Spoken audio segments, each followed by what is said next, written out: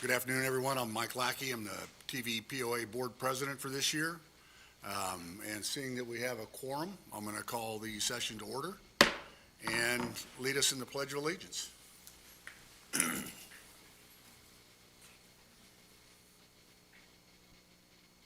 Larry. You going to go? I pledge allegiance to the flag of the United States of America and to the republic for which it stands, one nation, under God, indivisible, with liberty and justice for all. Thank you. Oh.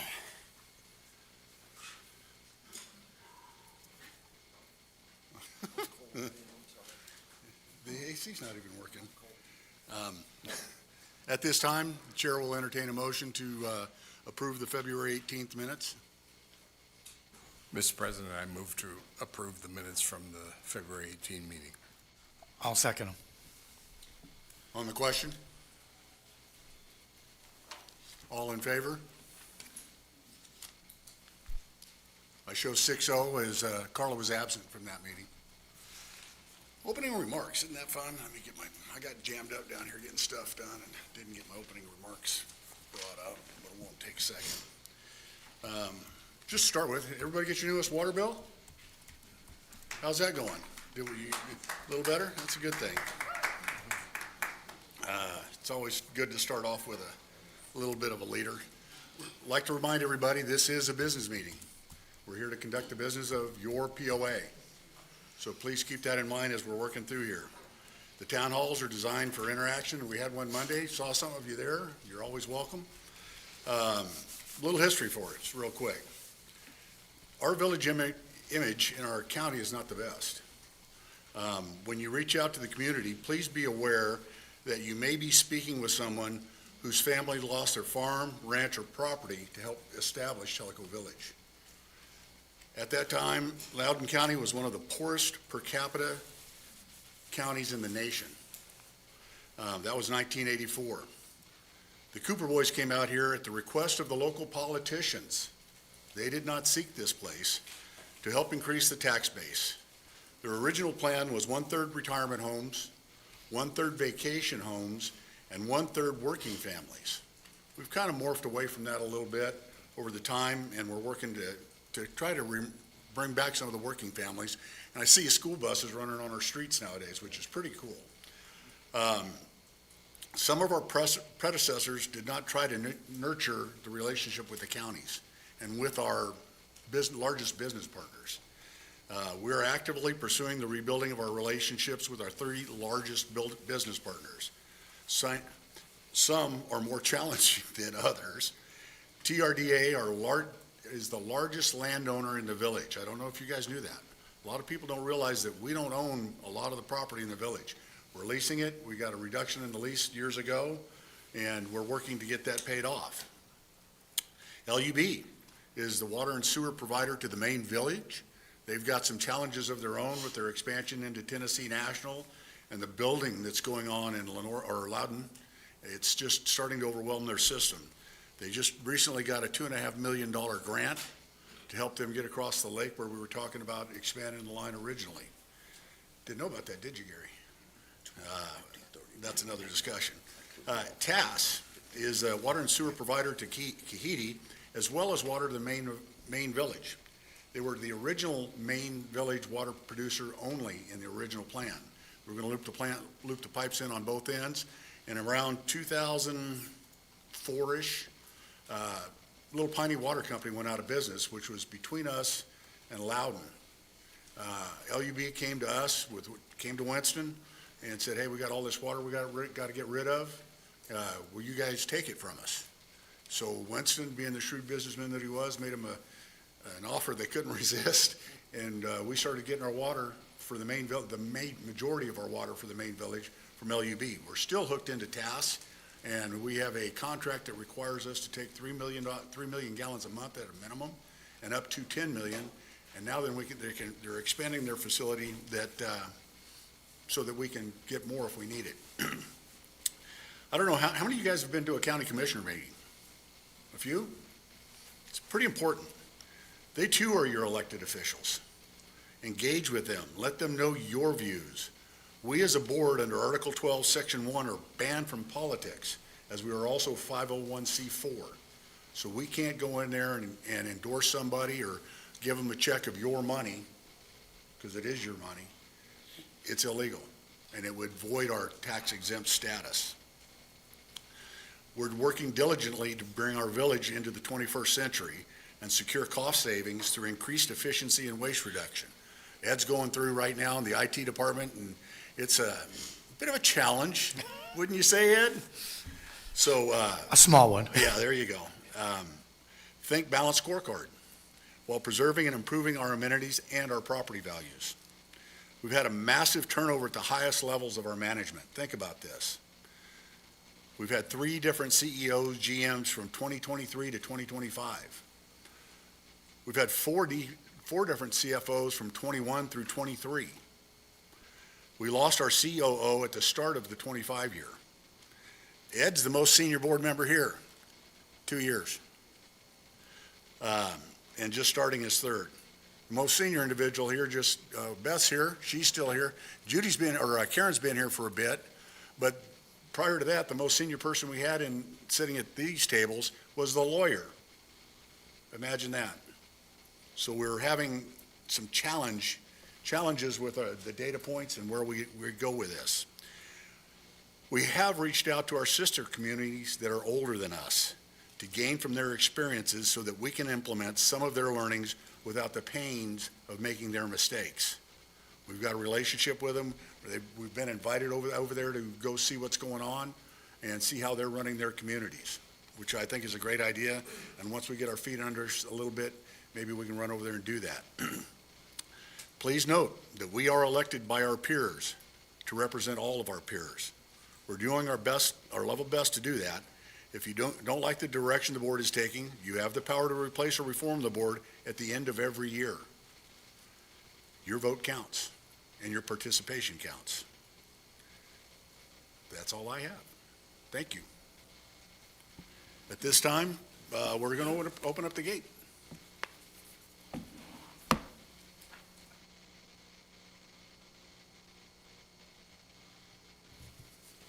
I'm Tom McPhee, Chair of the Food Services Advisory Committee.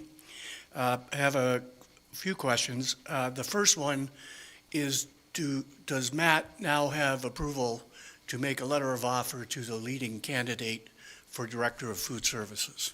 At this time, we can't discuss HR issues, but I think you'll figure out it's kind of working in your favor. I'll leave it at that. Thank you. Do we have a date on when the yacht club pump that controls the air conditioning in here will be replaced? And do we understand the process that took it 3 months? Yes, we do. The parts are to be shipped 2 weeks from Friday, but this morning, we started working on a Plan B, and I'm hopeful that we'll have something up by this weekend. Thank you. Last is the Food Service Advisory Committee would greatly benefit with the POA Board approving and appointing a ad hoc committee to the food services for marketing both our restaurants and our venues. We think we can increase revenue and increase presence and satisfaction.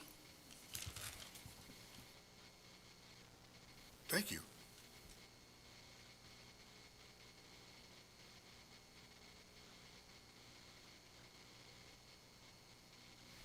Good afternoon, Linda Garza from Toqua.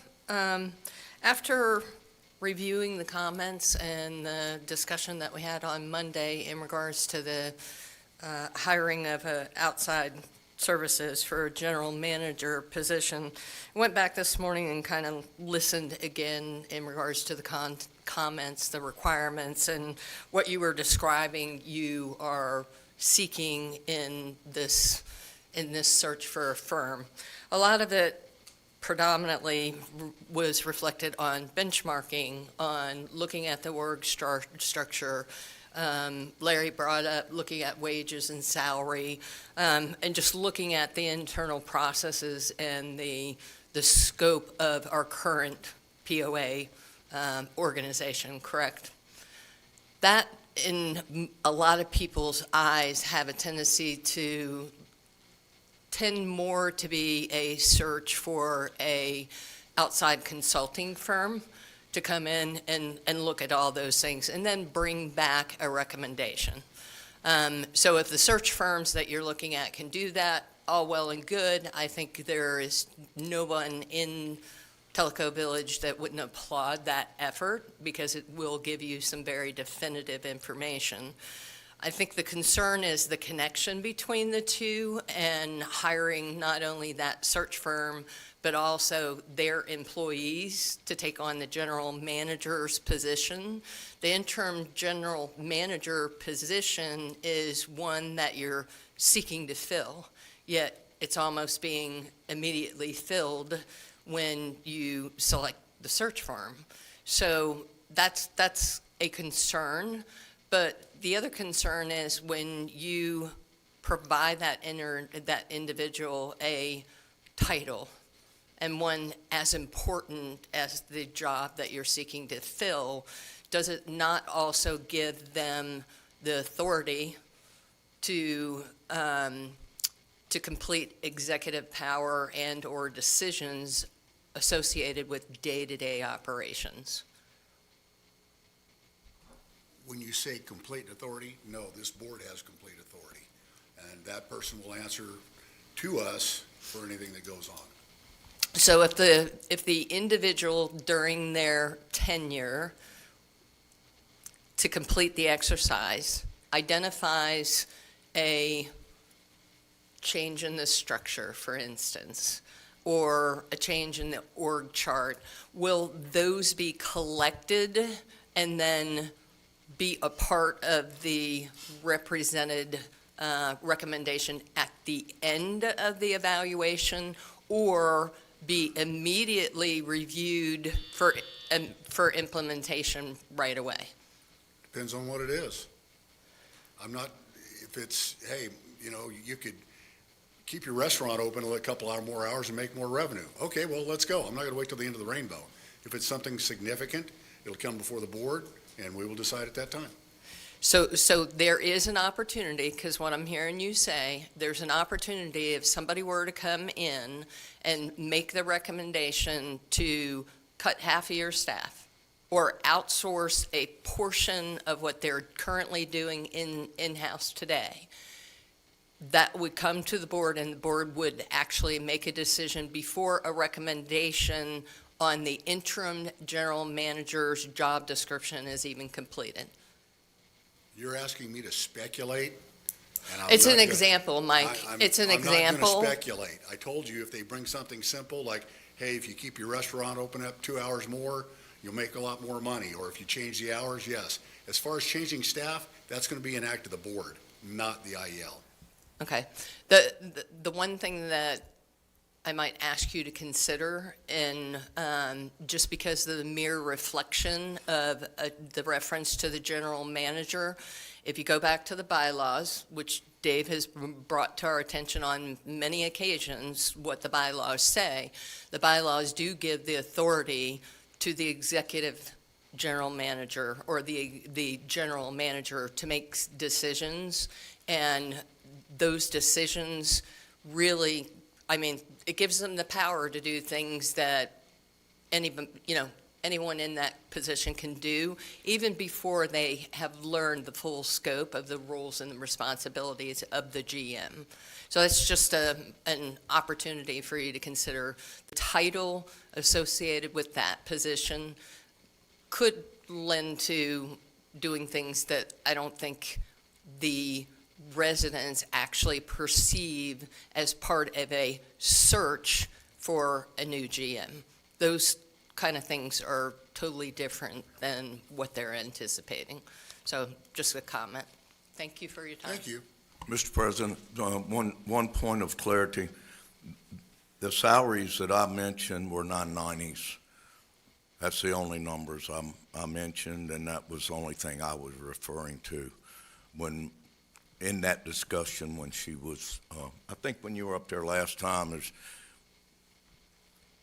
about the IEL hire and where we were going, the fact that we didn't want to make the same mistake, so I read out the 990s. Just point of. Thank you.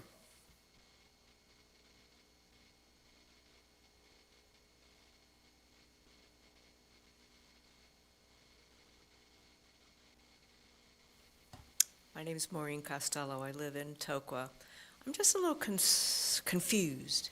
You've mentioned that you're looking for an interim general manager. I thought we have an interim general manager. I thought you were searching for a permanent general manager.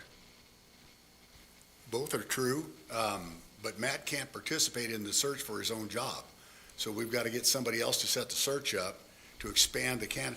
If Matt sets the search up for his own job, it'd be a little conflict of interest. Can that be part of somebody on the board to do that? You're asking for a lot of time for the board. We are ignorant of, I just read you, this most senior board member sitting right over there, 2 Oh, years. I understand, yeah. And we've gone through 3 CEOs, GMs. We've gone, Yep. we don't have a COO. We've gone through 4 CFOs. So for us to think that we can benchmark this place as to what it should be and what other communities are doing is beyond the skill set of this board. Okay, so that's one confusion I had. The other confusion, I was here on Monday, you were talking about you needed a firm to help you figure out what exactly it was that we needed before you could go out and engage some sort of a search firm to decide, to find this new general manager. I thought you were to go to a headhunter with your parameters already set up. Wouldn't figuring out what our parameters were and what our needs were, wouldn't that be better served with another company, not a headhunter firm? We're not going to a headhunter firm. Okay, a search firm. Well, the last search firm that we engaged, we were not very successful with. Caused a lot of turmoil in the village. Right. And I want someone, some corporation, or if it's we haven't decided who it is yet, who lives in the village and works in the village for 6 months to help us define what we need for the village. Right now, there's Parks and Rec, there's pickleball, there's golf, there's marinas, there's, a dozen clubs, or probably 100 clubs. Yeah. How, if they don't, a search firm goes in and looks and goes, oh, we need, Tommy Toon, and Tommy Toon doesn't know any of that, how are we going to be successful in filling that spot if they don't live it first? I've been in the village for 5.5 years, and I'm still learning stuff. And so to ask someone to write a single job description, which Russell's provided me, to define what this village needs, it wouldn't fit in a binder. And we couldn't go through and look at it. And what we're going to do is use this team to vet it and give us the top choices and perhaps put a good job description together that actually outlines what we do here in the village. I don't understand what you mean when you say, give us the top choices. The top choices of what? Once they get through, give us the people to interview, and the board will interview them. Well, okay, so there's a step missing. You are saying we need to figure out what it is we need, period. So number one, what are the duties, what are the responsibilities, what are the abilities that this person is supposed to have? Correct. So that part needs to be done first, right? Correct. So we all have to figure out what it is necessary first, the qualifications. And then decide who these firms are. In my head, I'm hearing you, and it sounds like you're saying, well, they're going to come, they're going to live here, and they're going to figure it out, and then they're just going to say, well, here's six firms. Pick one of these. Mr. President, I might be able to offer a partial answer to the lady's question. I think there's a confusion in some people's minds between headhunter firms and advisory services firms. We're trying to bring an advisory services firm that has experience and expertise in running residential amenities-based communities, that knows this field, to do some benchmarking for us. They're not a headhunter firm. They're an advisory services firm. Then, once we've got recommendations and the board has looked at them, the board doesn't have to accept any recommendation, but, we will look at every one they make. Then you figure out the search that you ought to run for the permanent general manager, and then you run that search. We aren't, presupposing anything other than we're going to get recommendations and look at them.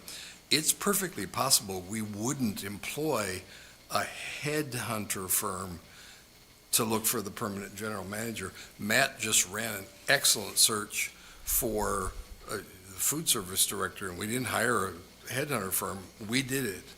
Oh, I understand. And it but was that's an a excellent little search. different. You could end up with that, at the end of this process, or, the board could decide then to engage someone who specializes in searching for the person.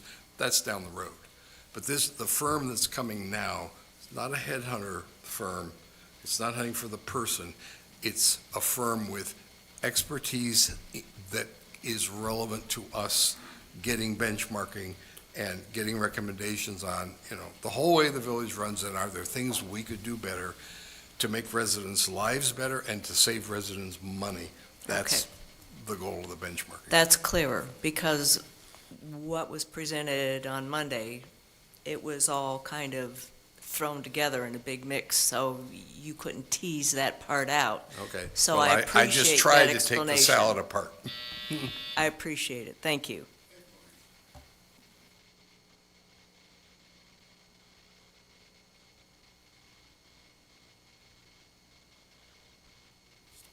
So your comments are right on spot, and it kind of goes back to what I was saying in regards to what the vision is of people in the village, what residents think that you're going after, and what I just heard Mike say in regards to making changes, kind of two separate things. So again, but more importantly, the other thing that hasn't been discussed at all in regards to this process is the estimated cost to residents, and whether or not this cost is included in the 2026 budget. Because you're referring to bringing on someone and a resident that could live in the community for 6 to 12 months.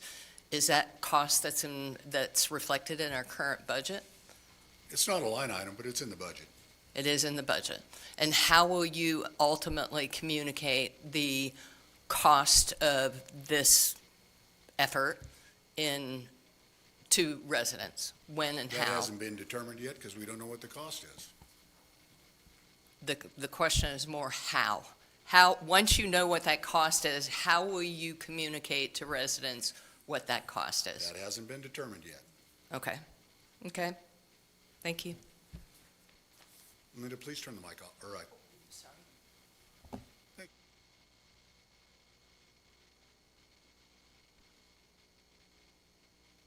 Seeing no others, we'll move on. Oh, wait a minute.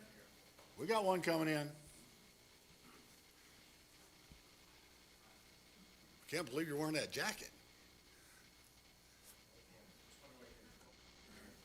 This one? Okay. My name is Mark Flynn. I'm from Toco Coves.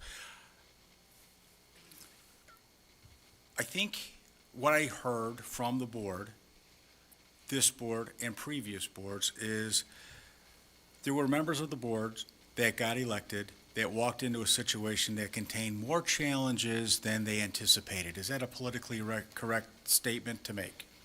I believe you've accurately described it. Very good. Once this firm, once we get that in place, is there going to be any avenue to ensure continuity in those types of operations? I think we all can agree, we've all been here long enough. I've been here for 5 years, and in that time, previous boards, previous administrations we're going to do this. No, that's out. We're going to do that. Nope, that's out too. Is there any avenue for continuity? For example, Joel has recommended and has suggested this balanced scorecard, which is a great management tool. I don't know, but okay, let's see where it goes. Can the new board come in and say, we're doing away with that? Or is there going to be some amount of time where they turn around and say, you have to try this for so long and get it up to speed? Do you understand my question? I do, and I got to remind you, we are an elected body, and as such, we answer to the electorate. No, I can't guarantee anything that my successors will do any more than they could guarantee anything that we are doing. That's up to you, the electorate, to listen to their presentations, to listen to their positions, to listen to their mindset, and you have to, that's your exercise. We are your elected body, and we're doing what we believe we were elected to do with a clear mandate from the village, and that's what we're working to now. But I can't, unless the electorate over, is it 2/3, David, to change the CNRs? Sometimes it's one more than half the lots. Yeah. Sometimes it's a higher requirement, depends what it Yeah, is. so But it's a virtually impossible hill to it's a climb. great big bar that Cooper put out there that we can't, that would be virtually impossible. Chet brought it up a couple of times when he said, hey, we're going to give the farm away and you guys need to sign your water pipes over to this utility. And everybody goes, you ain't going to get 50% of the lots. Absolutely. So I can't guarantee what comes in the future. I can guarantee that you guys will have a vote in it, and you've got the responsibility to make the right choice as well. Okay, thank you very much. The other thing, please. So, Mark, was the question more as an example? Yeah, or is it strictly an example. specifically? Oh, okay. Strictly an example, you know. Because we are long-term vested in the balanced scorecard. It's Okay. going to be, we're going to renew it, update it every year, because it is long-term strategic thinking. We don't want to just continue to focus on finances. We really want to make sure that we keep our eye on the ball with customers first. We want to make sure that we're maintaining and protecting our assets and our processes that support that. And last and certainly not least, we want to invest in our employees. We want to make sure they're happy. We want to make sure they're trained. We're making sure they're given the tools to do the job. And hopefully we get them fully empowered to where they love what they're doing. Okay, So- thank you. And that was a great answer, you know, from you both. I thank you for the prayer in the beginning of this. I think it sets the tone for cooperation and civility, and we're all in this together. So thank you for all your work. Thank you, Mark. Ladies and gentlemen, if I could get you to queue up a little bit, maybe, I'll give you a shot here, Teresa, but if you're wanting to speak, please queue up so that we can close the loop a little bit. I can't help myself. Teresa from Tokwa. Listening to the questions, I can tell there's some confusion, and then I'm now confused over here. So I just want to ask or state, you're going to hire somebody who's going to come in with a firm that helps them evaluate and look at all the different pieces of the village. And as this person that you hire comes in and evaluates all the different pieces and makes recommendations for, hey, you're doing great, or hey, you could tweak it here and all that stuff, I'm hoping the ultimate goal is that the POA is taught and given the reins to run this place. The board's not going to be, I mean, I know you guys are the final say, but you're not going to be in future boards calling all the shots and coming in and running the golf course. I mean, I see how much work you all put in from the little bit that we're looking for somebody to run this place. We're teaching them how to run this place like a $40 million operation and run it to be the gold standard. I mean, that's the objective, right? We'd like them to run it like a $30 million operation. Got to get that too. Okay, I just felt like, again, somebody's coming in with all the tentacles, connection to all these experience, to wellness, to golf, to restaurants, I to, doubt that any one person has every skill set, and I don't want to pick on Matt, but he's not a food service guy. no, I get it. I'm not, I don't know. But that's where the firm comes in, Yeah, there's the I don't know how tentacles to the I don't know how to run a golf expertise. course. I don't know how to, darn sure don't know how to run the IT space. Right. So you've got to have some support in that area, but they need a conduit that says, hey, we need to look at the back office first, or we need to look at how the food services are run. We need to look at, just look at it and give us ideas, go, hey, if you did IT, I mean, one of the steps we brought in was toast, and everybody goes, well, why are you doing that? The wait staff used to run up, they'd take your credit card, run up to the register, ring your credit card up, you'd sign it, and you'd take it back. Now, right there at your table, you put it on the deal, and the wait staff is out doing somebody else. So it's not that we don't know what we don't know. No, I get that, I'm just saying that it sounds like you're bringing in a whole bunch of people to come live here, that you're gonna bring in a person who's gonna have connection to a bunch of experts who might come in temporarily and say, hey, you Yes. guys are doing a great job, but it's not the right shade of blue, or whatever. Yeah. I just wanted to clarify that, because I thought the questions seemed like it was confusing me that other folks are confused, we're so, thank you. One-point contact Thank you. with their support staff. And God bless you guys. Look, all of us who do whatever and volunteer, but I do know you guys are doing a heavy lift here, so thank you. And I'm certain that the community feels that way too, so thank you. Thank you. Mike, one of the things I want to say is, you mentioned toast, and I want to say, people realize that what they said, but on the back end, the data we get from that is 10 times better. We actually can tell how many meals were ordered at this restaurant on which day and which in time, how many people were in the restaurants. Previous systems, we couldn't do that. That is so important for a food service director to know what's selling, when it's selling, and how to staff. So we are making progress by upgrading some of this technology, and we'll reap the benefits of this long-term. Efficiencies through technology. Seeing no others? Mr. President, there's a question online. It's from Tom Bradley from Tanasi Shores. He says, how can it be in the budget with no idea of the cost? Have you seen the budget? There's $10 million in reserves. I don't think that was the question.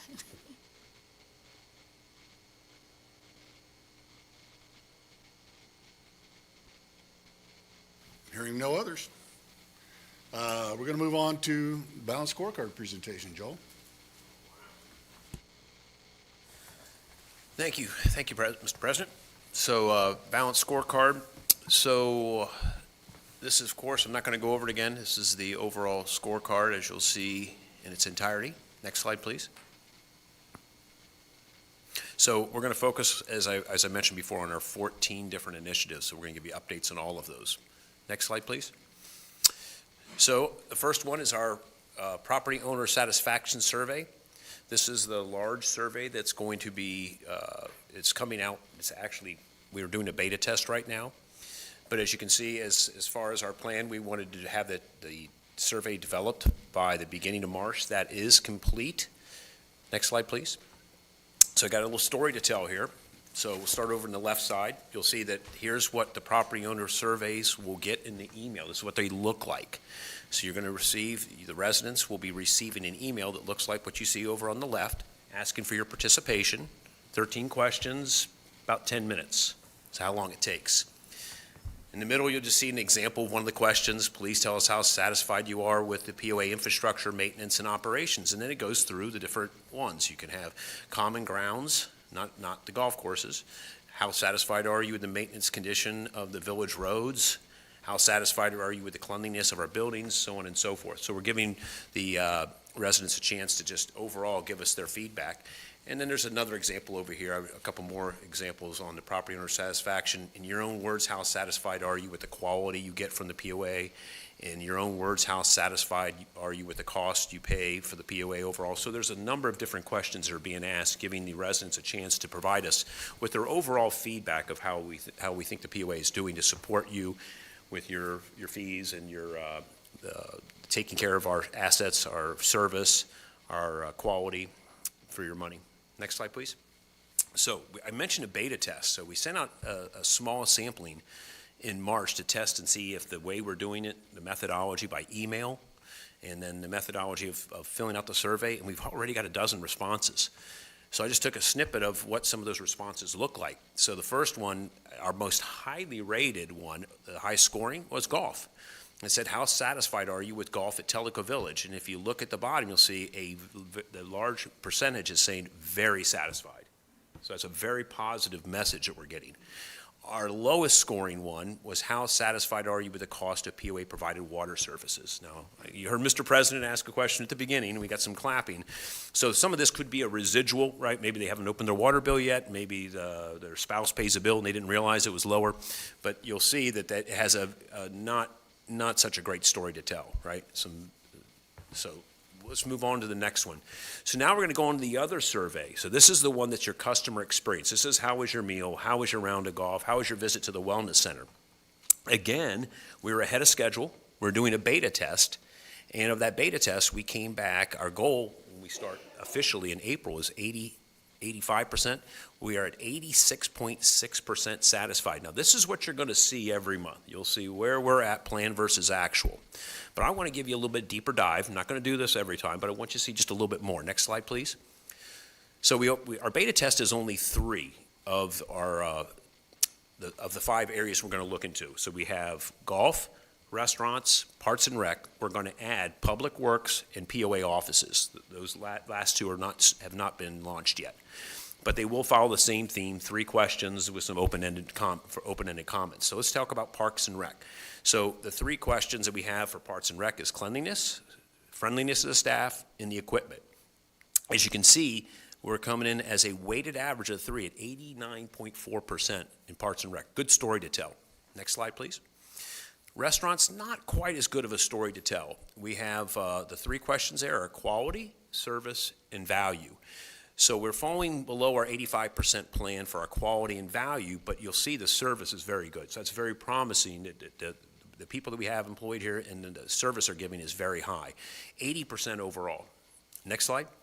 So for golf, another good story to tell, matches the property owner survey, doesn't it? We're at 88.6 overall. Condition of the course, pace of play, right about the 85%, but the staff is very friendly at 96%. So good story, good story. Next slide, please. So now I'm going to move on to the third one, Help Spot. As you know, we revitalized Help Spot last year to make it more uniform and make sure that we involved all the subject matter experts, and we committed to getting back to the residents within a business day, as hard as we can to get back within 1 business day. And if for some reason you weren't satisfied with that, we would send it to the directors of that particular area, and they would try to get back within 2 business days. So if you're looking down at the bottom left of the graph, you saw we started off in January, right around 81%, came in February at 87%. So really nice job of improving there. As you know, Beth went ahead and took the Help Spot and separated it per all the different departments, so each one knew where they stand. I'm not going to be showing those in these monthly PDCAs, but trust the fact that the directors know what each one of their areas is, how they're rating, and know where their opportunities are. So year to date, right at 85%. So you look all the way to the right of the graph, we're going to be tracking how we look year to date. Really good story. Now, with that, I'll turn it over to Judy. Thank you, Joel. We're going to start off here looking at our expenses. So for both February and year-to-date, our results are trending favorably. February and year-to-date expenses are both 9% better than the plan. The primary driver continues to be wages and benefits, which are running favorable due to several open positions. We are also seeing favorable results across materials and supplies, certain maintenance categories, and general and administrative expenses. A few of our maintenance areas are slightly above budget, but overall, our spending remains aligned with our plan and are consistent with a flat versus 2025 guidance that we received at the beginning of the budget process. Next slide. I don't have the slide changer. Oh, I'm sorry, thank you. Starting with looking at the bottom says revenue. It's really what the numbers there are gross profit, which is revenue minus cost of sales. The results are favorable in both February and year-to-date. February gross profit is 4% better than planned, and the year-to-date is 7% better. The largest driver continues to be our water and sewer operations, which are performing ahead of expectations, and that is partially offset by lower than forecasted utility tank installations. On the subsidy side, looking at the top chart on the left, we're also seeing favorable results. February subsidy is 19% better than planned, and year-to-date, we are 24% better. At this stage, results are still influenced by some seasonality, but the underlying drivers do remain consistent. We have stronger margins and controlled expenses. Parks and Recreation is generating a modest surplus year-to-date, and while golf and food service are operating at expected subsidy levels, but still better than the budget. Next slide. Okay, so, we switched, I'm sorry. All of these results that I just mentioned flow into our reserve contributions. February results were 242% better than expected, and year-to-date, we are 167% better than the plan. This result is being driven by both operational performance and a few non-operational items. If you look at the chart at the top, operationally, we are seeing the benefit of, again, stronger margins and expense control. In addition, we have favorable interest income due to the timing of capital spending, along with gains on some lot sales. We sold 2 Kahiti lots from the CCI property in February, and we also sold 2 of our POA lots in inventory during the month of February. So that's all I have. Thank you very much. All right, so picking up with process efficiency improvements, not a huge update from the last month, as I recall. If you observed the lower left quadrant on the check, it illustrates that we will begin providing our continuous improvement savings in the month of June. But at this point, I do generally believe that the process is moving at a pace that will have us there. And I also believe we have one initiative that is illustrating some savings and a second one that probably needs some validation. So I think this is going well. Next slide, please. Number 8, preventive maintenance program. We are on track on this, on time.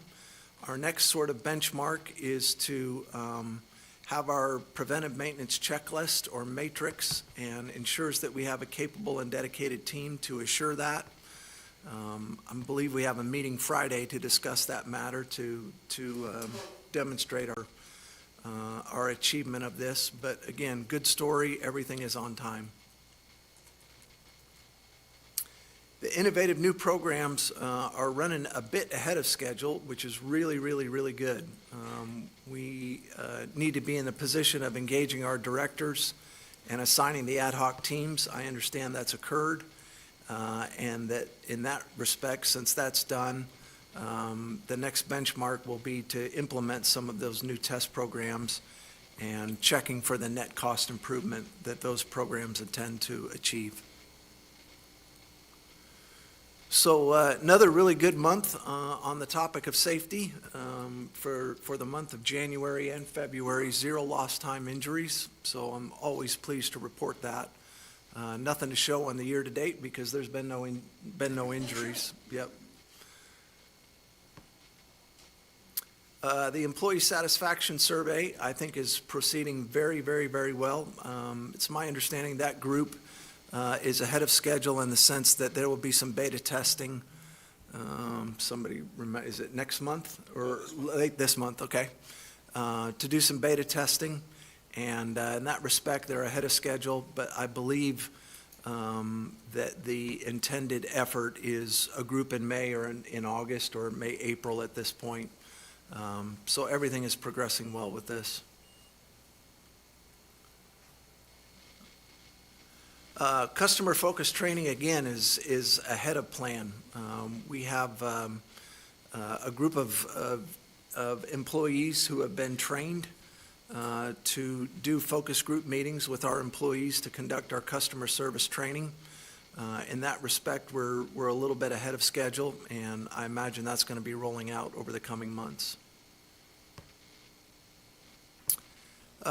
Food service employee retention is one that has gotten an incredible amount of attention. I can speak firsthand on that topic. So for the month of January, we came in at about 40%. And just real briefly, Joel, correct me if I'm wrong, what we're kind of reporting is the number of turnovers that would be representative over a 12-month period. So I don't want this slide to illustrate for you 40% of our food service department turned over in the span of a month. That's not true. What we're really talking about is 4 people. In the month of February, we had 8. So you multiply 8 on a rolling basis, and you come up something closer to, my glasses have me at about 85%, putting us at a year-to-date experiment, which is coming down, okay, from a baseline on a rolling 12-month period at about 78%. Our goal is to work our way down to 40%. So January was good, February was not good, but on the whole, we're on the year-to-date actuals, we are working our way down. Project has not been started on aligning reviews to the scorecard, and that is something that we're all anxious to get after, but it's going to take some brains and some ideas and suggestions about how best to do this. This is one of these projects that you could turn into a massive, incredible undertaking, or you could turn it into, take what you have, amend it, and you got to pick the best path here to achieve this. So for the February dashboard, we are in the exceed expectation range, which is really, really, really great. I mean, from a financial standpoint, that is certainly driving it. The committee's staying up on progress. Some of them are ahead of schedule into their beta tests at times when we were still going to be developing surveys, for instance, is really driving that. So from a customer standpoint, we're in the exceeds expectation. The financial standpoint exceeds expectation. Internal process, again, exceeds expectation.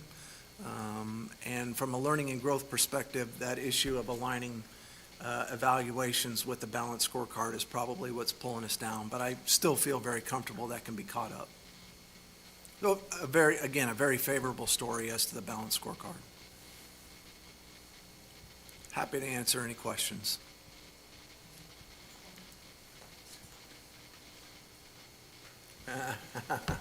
Mr. President.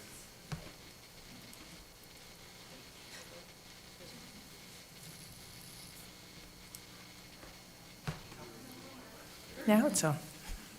My name is Kathy Dooley. I have a question about the innovative programs that were referenced in the scorecard. Could you give some of the examples of what those might include? Well, we happen to have the chairman of that group, of that ad hoc group here in the audience. Otter, would you want to talk to that a little bit, or? There's a lot of stuff to share. It's really exciting. Well, first of all, I'd like to thank the team. So Virginia Kendrick is on it with me from the SIAC, the artist formerly known as Long Range Planning Committee. We've also got a representative on this committee, on this ad hoc committee, from each of the 3 major amenities. We have Jay Bergen, thanks Casey, he's the assistant pro at Tanasi.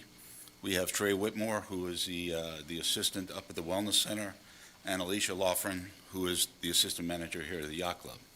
So our goal with this was to initially do it within departments, look within your department on ways that you can come up with innovative programs to raise discretionary revenue. Our target from the balanced scorecard is pretty high.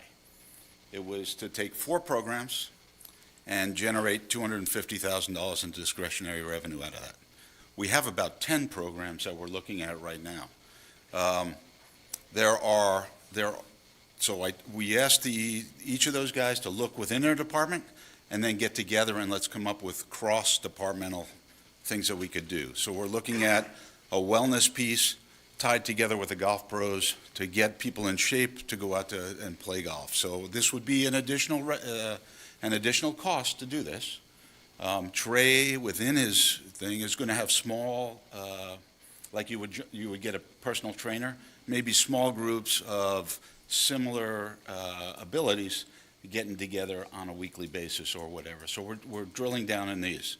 Alicia, shameless plug for Alicia, she has a paint and sip thing scheduled for April 25th. She only has 5 people signed up, but I can tell you it's going to be a lot of fun. They're bringing in someone to teach you how to paint while you sip wine and have a buffet. So, these are some of the things they've come up with that are really, really good. We're looking at, for example, a golf cart at Tokwa. We don't really utilize that all the time, so we're going to start with that with tournaments and broadcast and advertise that as the tournament kicks off. Hey, the golf cart's out there. Please use the golf cart, and we can generate some revenue that way. In the past, we've used it. Hasn't been advertised very well, and it's hard to get people to man the cart when they're not getting tips. So those are some of the things we're doing. I'm trying to think. There are a couple that are really, really exciting. One is in golf. And Casey has brought it up at the Golf Advisory Committee numerous times. Operation 36. If you're not aware of that, it's to try and get more golfers out onto the golf course, people to pick up the game. And it starts with a pro and about maybe 6 fair. Is that fair? 6 in holes in the golf schedule where you start at the green. And your goal is you go play 9 holes, but you're only on a green. And you try to put each one in 4. And you get 36 at the end. And then they back it up off the green, back it out to 50 or 100 yards, to 150 yards, and eventually get on the tee. I know when I get on the tee, the ball's in the woods, and it really ruins my game. So these are some of the ideas these kids have come up with, and they're really, really energetic about doing this. We have about 10 programs. I'm sure we'll present some of these at some point once we drill down. But there's one we're working on right now for next month in support of the pickleball tournament. I think is the 18th and 19th of April, trying to get food service involved in that, so there may be food out there. I'm not promising anything, but we're just trying to kind of test some of these things, some of these ideas to see where we're throwing it against the wall and see what sticks, right? Any questions for me? Thank you. Great, Otto. Sorry we didn't plan that, but thank you for staying up very impromptu like that. Thank you. And this might be for Otto as well. We have some questions from online. The first one is from Ken Litke from Tamale Shores. And he says, what are the weightings being used, and can that be shown on the charts? I can handle that one, Okay. yes. So the weightings on that, so it isn't on any of the slides on here, but we do have the weighting set up on 3 different categories: high, medium, and low. And I think I forget the number, I think there's like maybe 5 high and 7 medium and I think 2 low to come up with a 14. And this was something that was done between myself, John Orr, as president last year, and Matt Benoit. We went through and scored those. So a high one is worth 10 points, a medium one's worth 6 points, and a low one's worth 4 points. And if you hit them out of the park on every one, it'd be 100 points. Okay, and one other question that's not related to this, and it's probably because there's a little bit of lag between live and what goes out on the stream. And this question is from Jeff Brown in Tokwa. and he wanted to know, he said the last time financials were presented, there was 35 million in reserve, so how are they down to 10 million?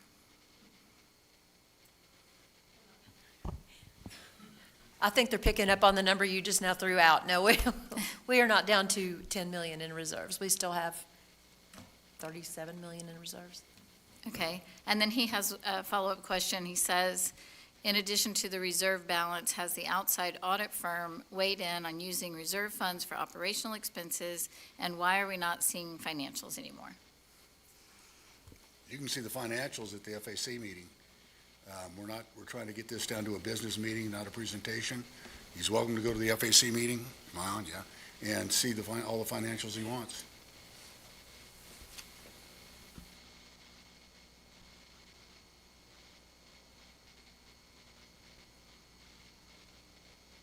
Can you go back one slide, Karen? Please.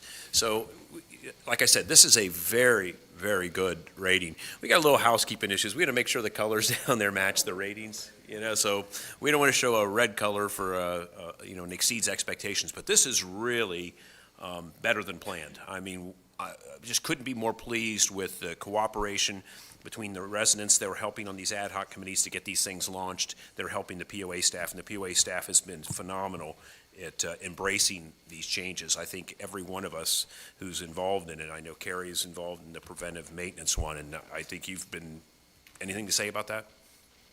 Preventive maintenance? We've had great support from turf management, great support from Public Works. There's a few more units in our organization that need to come up to speed. Food service is one of those. And I think when we're finally finished here in the not too distant future, we're going to have to make a decision on who's going to be responsible for the overall running of that operation. Because even though these people have put together great plans, somebody's got to be orchestrated to oversee it and make sure it runs properly. That's great. So just to build on what Carrie says, Mark came up earlier and asked about the balanced scorecard. This year, the balanced scorecard and preventive maintenance is just establishing a preventive maintenance program. Next year, we're going to have a target on how well the preventive maintenance program works. But first, we have to establish a program. So although maybe we have some different levels of maturity in getting it going, it's looking extremely favorable. The amount of documentation that's gone in getting all the assets in there, and it's just amazing that we'll have each item now tracked on when its maintenance is done. Wells spent some time with me showing how the programs that they have available for golf, and I'm just impressed to no end. It gives you a range for when you're supposed to do the maintenance. It even orders the parts for you as needed to perform the maintenance. It's just I couldn't do it justice, but it's really looking great, the direction we're going. So thank you for that.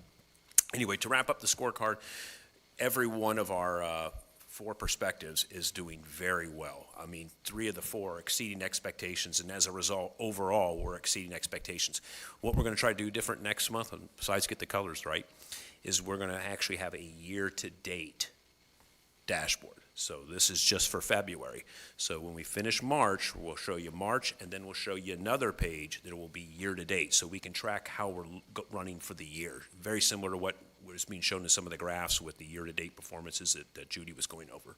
So again, great start, but we start to have more results-oriented coming in April, May, June. So there's going to be, you're going to start seeing a lot more objective stuff, but trust the fact that they're tracking very well in going towards meeting their targets. So I want to thank everybody, all the POA employees, all the volunteers that are helping with this, because it's been great to work with all of you and see the enthusiasm as the epiphanies are happening, because they're seeing all the great things that they're recognizing. And if you didn't see it in Otto's eyes, trust me, it's not only in his eyes, but all the people in that innovation team are just excited about this opportunity to start looking across their departments and working together, because they maybe haven't fully recognized that potential yet of working golf and restaurants working together can come up with some really cool stuff. And not that they haven't, but really challenged and get them in a room brainstorming, and a lot of great things come out of it. Like I always like to say, time and focus can solve about anything. Thank you.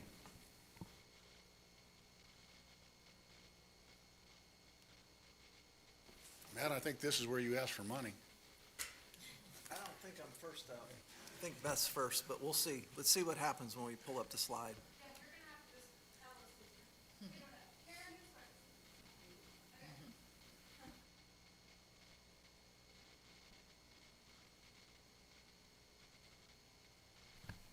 Come on over, Wells. You can just go ahead and join me. At the FAC meeting, I had to pretend to be Wells. I hope I did you justice, Wells. All right. So I'm going to be presenting on the Phase 2 landscape plan at Tenassi. So just to start off, the plantings that we are discussing today is everything highlighted in yellow to the left of the screen. Everything on the right of the screen was done over the winter, back in November. So quite a bit of work, as you can tell. And then one of our property owners, Rita Crick, she actually did these designs for us and did the 3D rendering, so we're very thankful for her.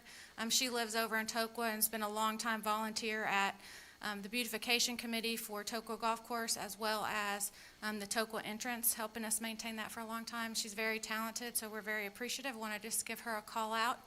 So this direction, this view this is the 9th hole right here. And then you can see the building, this is the restaurant side, sits here, and you'll be entering in this direction. So what we wanted to do, as the golf balls kind of can go astray a little bit in this area. So, I mean, they have found several golf balls beyond the fence. So that was our lead indicator and root cause, as Joel would like to say, of why we need more plantings. I thought the root cause was Ed's hitting the golf ball over Well, there. maybe. I didn't want to call out any golfers.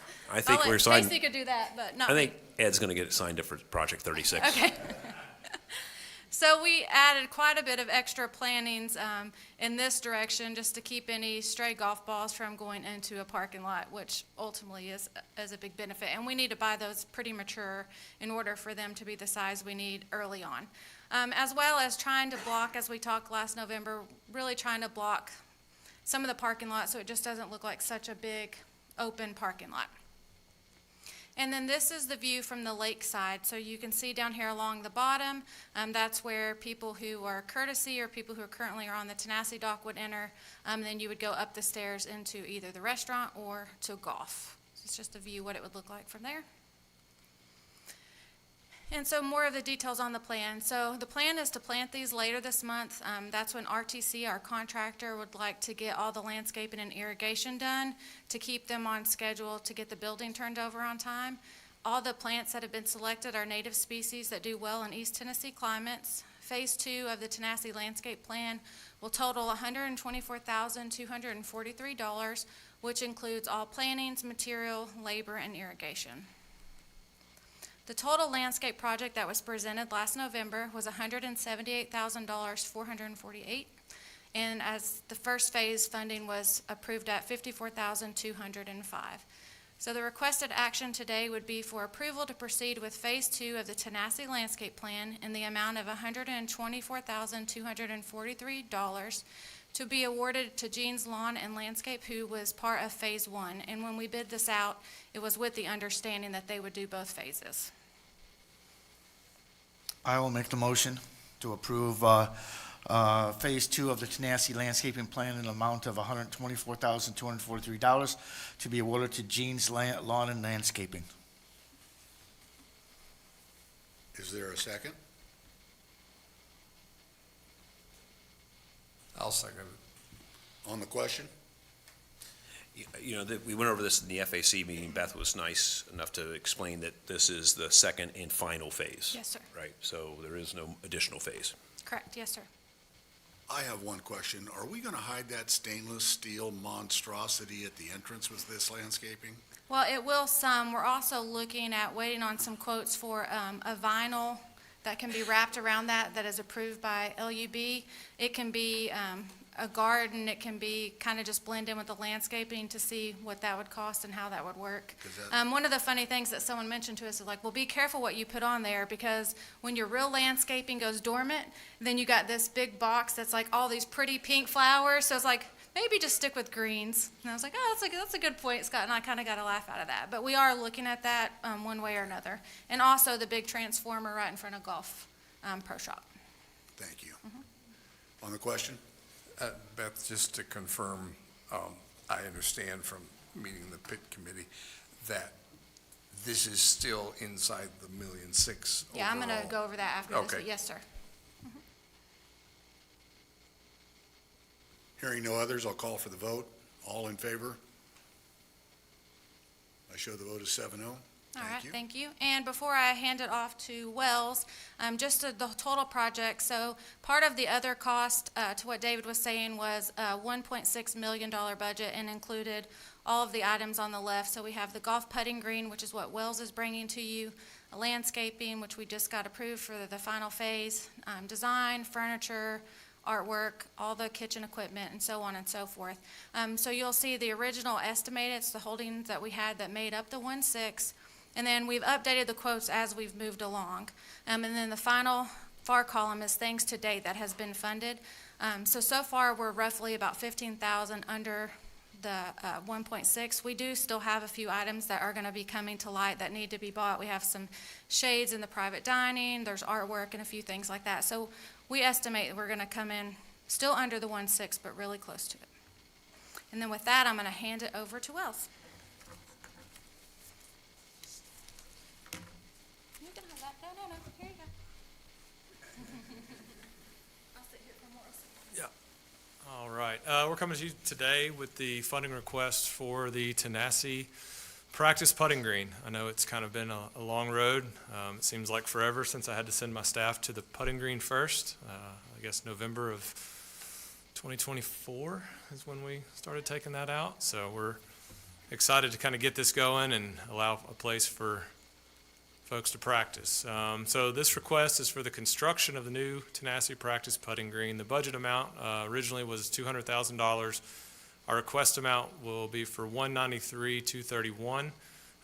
This requested amount included the initial site prep, drainage around the putting green, installation of the putting green, irrigation install, putting green construction.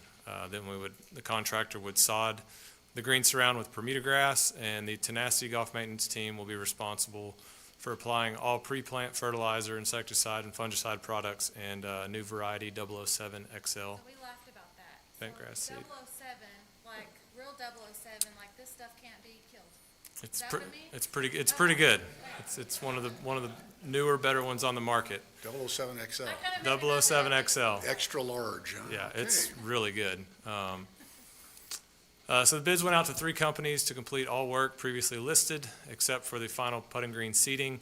Equipment on call came in at $187,336. Mac Golf came in at $199,800, and I'm still not sure how to pronounce it, but we'll call it Dunik Golf. They did not bid.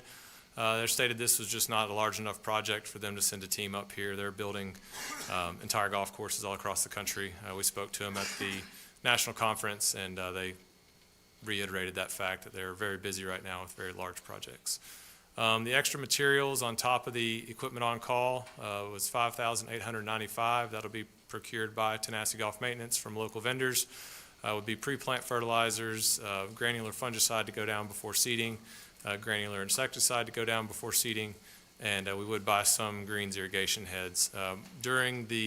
Before the demolition of the old Tenassi putting green, we were able to dig up some irrigation parts, swing joints, some tees, some things that we were able to kind of salvage before they all went by the wayside there.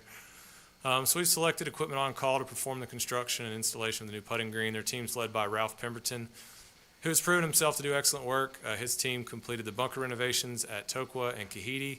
He's also done extensive work at Foxton, Cherokee Country Club, and Willow Creek, just to name a few. There's not a whole lot of local golf course construction companies in the Knoxville area. A lot of times they're out of Nashville or Atlanta or Charlotte. So Ralph is kind of a local guy that started out in golf. He interned at Cherokee, wanted to get into golf course construction, but realized in order to be successful with that, he'd have to travel all over the country. And so he just kind of does some smaller projects on golf courses around Knoxville. He also does, he builds houses, does pools. He does a little bit of everything. But Ralph does a great job. If you'll notice, he's also the vendor that won the bid for the Tokwa Cart Path project. So our hope is once he can get in, we can kind of hold him in the village for a little bit and knock out both of these projects. So the request amount for $193,231 includes the cost for equipment on call to complete the construction and Tenacity Golf Maintenance to purchase the extra materials for the putting green. You may wonder where it'll be located. The new practice green is to be located approximately in the area where the temporary pro shop and the cart barn are currently sitting. Construction is planned to begin mid-May. Again, that's kind of depends on when the temporary cart barn, the temporary pro shop, and some of the infrastructure supporting those facilities can get out of the ground and out of the way, and then we'll start. But we're hoping for mid-May. Ralph is saying 3 to 4 weeks to finish construction, and we would shoot to be seeding sometime mid-June. Talking to some university researchers at Tennessee, the director of agronomy at the Golf Club of Tennessee, who has seeded 007 XL on his nursery green. They said you probably plan on 10 to 12 weeks at best after planting before you can allow traffic. Even after that, I don't think the plant will be mature enough, the root structure won't be strong enough to allow a free-for-all wide open every day. So I'll call it a soft opening, and someone asked, how do you soft open a golf course putting green? And, you know, we may open it up for Ladies' Day on Tuesday, and then open it up. They gotta weigh under 200 pounds to be on the green then, is that what it is? We would, you know, we would just kind of watch it, monitor the health of the turf, and, you know, as turf starts to get stressed, it'll start to thin, especially, you know, as that plant is maturing. Ideally, if it's, call it 12 weeks, we're looking early September. It can still be hot then, so if we start to see it thinning, we'd close it off, or even in the beginning, we may just open it on league days, let folks warm up before they go out to play, and then close it back off, maybe open it again on a Friday. So that's just going to kind of be a moving target, but we're hoping for 12 weeks and really good weather. This here, let's see, it's a pointer. Yep, there's the green. I will say some of these trees we elected not to plant. Turf and trees don't play well together, especially when they're that close to your green. So we elected not to do any of these trees. We've got this one on the corner here, and we'll do some of these smaller trees on this side. But sunlight and irrigation coverage are definitely more important. So we'll kind of play that by ear. It's slotted for around 9,500 square feet, which is approximately the size of the Tokwa putting green. Our old putting green was around 15,000 square feet, but as many of you know, it was not very conducive to putt on the whole green. So we feel like if we could get something similar to Tokwa, certainly larger than Kahiti, that's what we'll go for. So like I said, Ralph budgeted it for his budget numbers based on 10,000 square feet. And that would be it. So I'd be willing to take any questions. Who's running? Karen, are you running this? Oh. No, can you back up all the way back to Beth's budget spreadsheet? Right there, stop. I see 225, and you cut yourself out of $25,000. No, we went back and updated the quotes throughout this process, and back, when was it? Say 9-10 months ago, we got it to 2, and then now down to 190. Well, that's the quotes, but I mean, the budget shows me 225. That's part of your 1.6 budget. Yeah. So you And get also another- too, as we. I'm bragging on you here, whether you noticed it or not. Well, originally, the budget too, when it was, I think it was 300 to start, that's when we were hoping for 15,000 square feet. As that square footage comes down, so does our cost. Well done, thank you. And Matt, speaking of bragging, I think a little applause is due regarding the location of the putting green and specifically the temporary pro shop going away. You want to tell that story? Sure. So I think it was at the February board meeting, at the conclusion of the Tellico Village Volunteer Fire Department's investigation of making use of that facility. I would summarize their interest as no thanks. And so we authorized, I was not involved, excuse me, the board authorized Beth to sell it, and she has the title marketing in her title. She can sell. I promise you she can. And she found a buyer who is here local, who was happy to buy it, which is great. But the bigger issue was, you got to move it. You got to take care of it. This is yours to deal with. We will certainly unhook the electricity or unhook the utilities and those sorts of things. But beyond that, can you just please make it go away? So She was able to attract a bid of $25,000 for that, and since the board had authorized her to sell it, I've communicated to the board, I think it's prudent to take that offer and dispose of that building. And the part of the story Matt's leaving out, we thought we might have to pay 25 to get rid of it and get it out of there. And Beth got us a deal, we're getting 25 and it's going out of there. That's a 50 grand swing. That's good work. Yeah, go back to, yeah, Rick?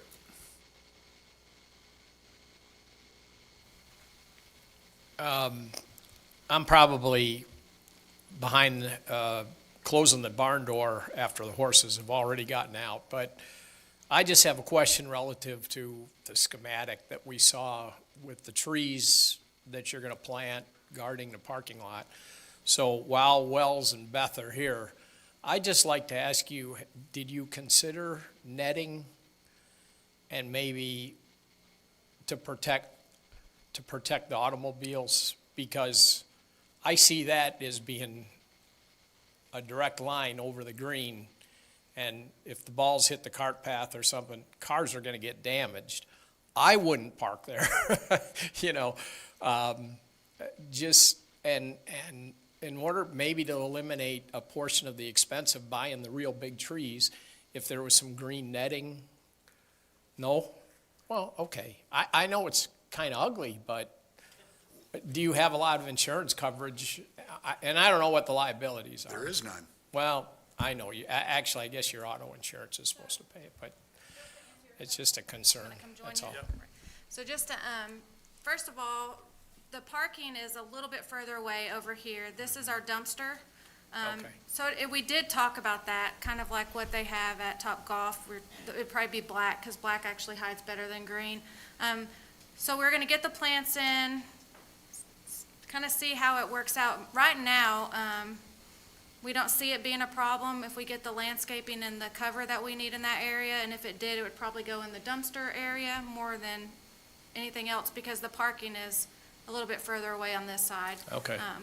In the plan. Well, trees are 90% air, isn't that what they say? I don't know. It never works for me, but. If you have more All than right. you can. And yeah, and Yeah, I well- think, I mean, I could be wrong, and Casey might have the stats on this, but, I mean, that's 30, 40 yards over the green on a pretty long shot already. Just from our maintaining of this area around the clubhouse, we rarely found any balls over here, because there used to be a big tree kind of right in that area, and we would rarely ever find a golf ball over the green. And if it did, it may have hit, bounced, and rolled, but rarely would someone fly the green 40 yards. So you've done some research in that space and found one I a mean, week, one a month? Every once in a while, you know, we would find a ball over there. Or I've seen balls roll over the cart path and end up in that area. Probably fell out of somebody's cart when it got there. Yeah, maybe. But, yeah, we'll just keep an eye on it. and- Okay, we can make that, if we see it as an issue, we can make an adjustment at that time. Yeah, and especially now that that parking lot is in, I can have my staff, you know, kind of keep an eye out and take an idea of how many golf balls are When ending Ed up skies across it the over there, he's not gonna go get it, so. Well, Ed's problem is You his can't with ball- the fence, his you ball can't with the always ends fence up there. over It's here. like, no, so my issue was, I was in that little pot bunker in front there and shanked it out, and it went in there. So that, I was worried about it flying over the green. It's if you shank it out of the bunkers. And I've seen people in Tahiti on number 8, shank it out and put it 50 feet in the air and hit the house roof on the top over there. Yeah, So I did bring up part about maybe we consider a net there too, because it's very possible to do it, so. Chair recognizes Mr. Brown. What is the caliper size of trees you're looking for, and what is the variety of trees? That would have to, yeah, we'd have to get back to you on that, on the sizing, because I don't. Arborvitae, yeah, we'd have to, I can't remember the list off the top of my head or the size. Casey, would you take it back to the motion where we can make a motion? Oh, for you? sure, yeah. Mr. President, there are a couple Wells. of online questions. Is it okay to ask them now, or? Yeah. Later, okay. One is from John Mansko. He asked about the determination for the temporary cart barn, for the temporary pro shop, which Matt already answered, but what about the temporary cart barn? Is that just gonna be deconstructed? It is. Yeah, we're trying to find some space within our golf maintenance facilities for portions of it.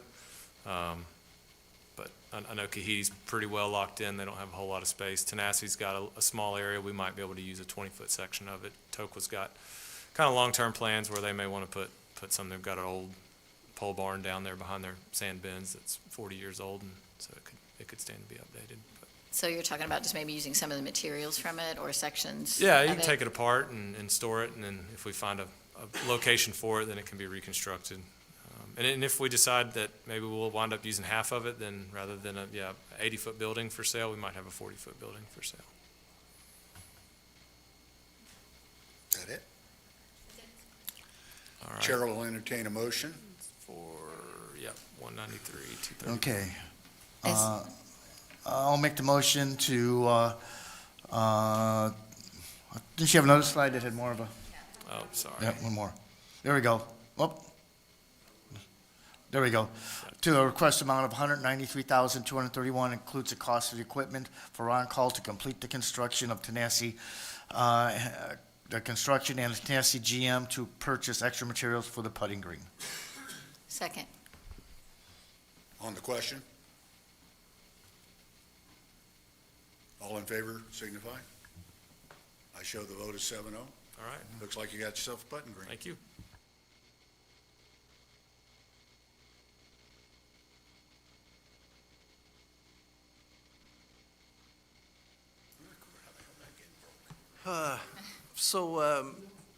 I'm here to make a request for replacement of the cooling system. I think that's probably a bit of a misnomer. We're really talking about a coil in the Yacht Club beer cooler.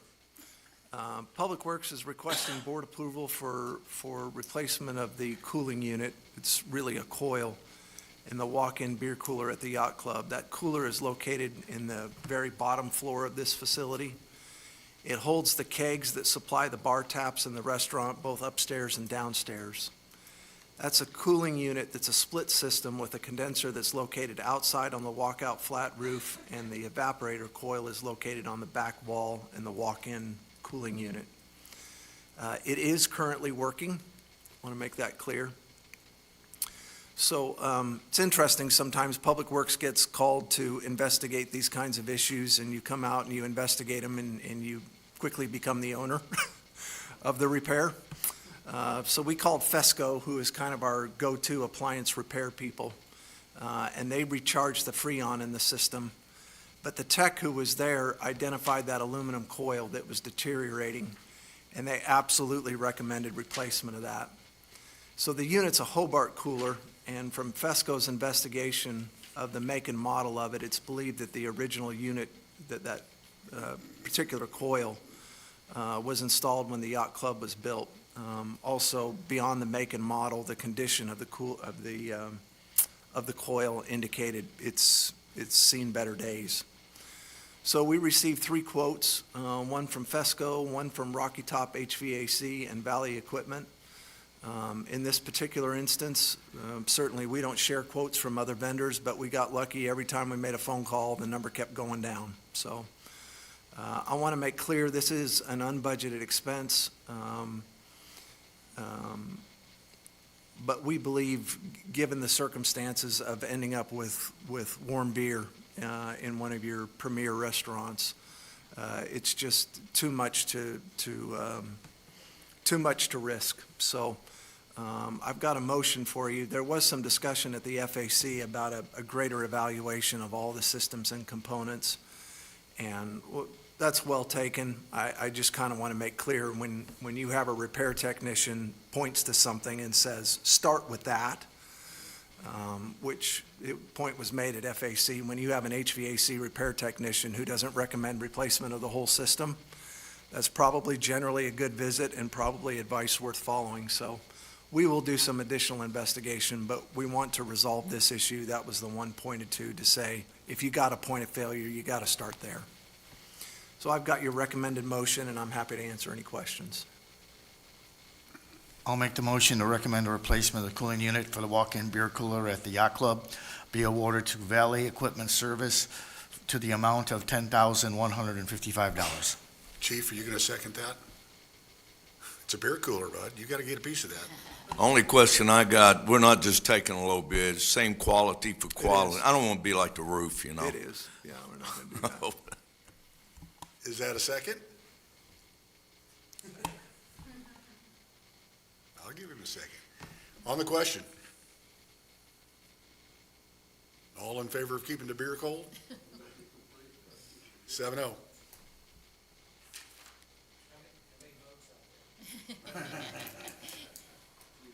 It was unanimous across the board. Ladies and gentlemen, I believe that brings us to the end of our. Mr. President, I'm sorry, there were a couple of follow-up questions online that we didn't get to. They're not scary. Well, maybe a little. So Tom Bradley said that he got an answer about the financials and doing FAC, but he didn't get the answer about the outside audit firm weighing in on using reserve funds for operational expenses. Judy? Is that a Judy question? Yeah, I guess. So we have not consulted the auditor on that, but the board has the prerogative to, I mean, it's the board can make the decision how to spend the reserves. We have always followed a policy of maintaining those for capital and large-scale maintenance expenses, but that doesn't mean that the board cannot use the reserves if they so choose for operations. Your CFO would not recommend that, but that's, it does happen. Okay. Can happen. I think the rest of the questions were already answered. Real quick, Judy, would this cooler come out of the reserve fund because we had we did the big study and they said we got to repair some of this stuff? Right. This being small in nature, again, we had a board directive to use the reserves for capital expenditures that would be capitalized, if they were over $10,000, had a 3-year life, or for non-recurring maintenance expenses over $50,000. So you've got kind of two different issues going on here. One is our purchasing policy requires that the board review this and chime in on whether or not you want to do it simply because it's unbudgeted. But given the size of the expenditure, we'll take this from operating dollars.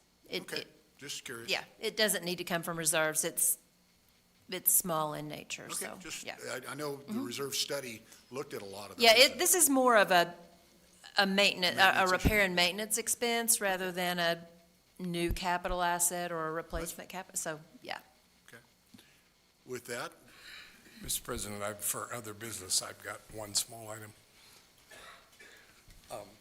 Judy, it's up. This is a request from the Food Service Advisory Committee, which I'm the liaison for. I thought it was a good idea, so I'm recommending to the board to do it. Food Service Advisory Committee has some exceptionally qualified people on it, and the committee feels that it would be very helpful in general, and especially at this juncture when we're in the process of getting a food service director and we're in the process of getting ready to open Tanasi, if there was a subcommittee aimed at food marketing in the food services area. And they asked, there's a gentleman in the village named Mike Verplank who has a great amount of expertise specifically for this. And I suggested to them we could follow a precedent we set for PSAC in December. We created an electrical subcommittee for PSAC to specifically look at those issues, added one person with expertise and brought 2 members from the committee who also were experts on electricity. And this would follow that model. So I'm moving that as authorized by Article 6, Section 4 of our bylaws, I move to appoint Mike Verplank, he's the expert gentleman I was talking about, as an additional member of the FSAC, and B, authorize the FSAC to appoint an FSAC ad hoc marketing subcommittee to include Mr. Verplank and 2 other members of the FSAC with food service marketing expertise. The food services director would serve as the ex officio non-voting member of the ad hoc marketing subcommittee. And there's one little wrinkle to that. I was taking a look at the bylaws about this, and they said something I had never noticed, which is with board approval, an advisory committee can create a subcommittee which is supposed to consist of members of the committee. So technically, we need to put Mr. Verplank onto the committee in order to put him in the subcommittee. So that's why this is worded that way. I will second the motion.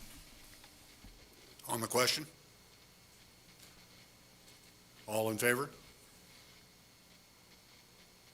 7-0. The chair will entertain a motion to close. Mr. President, I move we adjourn. Second. All in favor? We're out of here. Thank you, ladies and gentlemen.